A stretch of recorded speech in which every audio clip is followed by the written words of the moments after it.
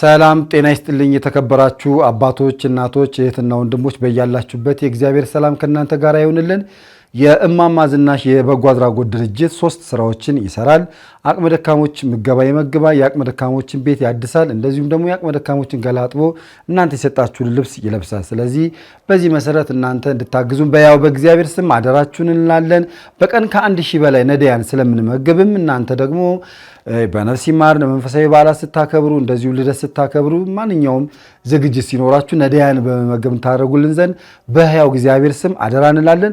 እዚህ ጋር በተጠቀሱ 3 ስልክ ቁጥሮች እየደወላችሁ ማዘዝ ትችላላችሁ። እየጠበባችሁ የሰፋችሁ ፋሽኑ አለፈበት የምትልብቱም አልባሳት ካለ በመለገስም እንድተባበሩን የአቅመ ደካሞች ቤት መስሪያ ማትሪያሎችንም ታገዙን ዘንድ በሕያው እግዚአብሔር ስም አደራ እንላለን። ሰላማችሁ ይብዛል።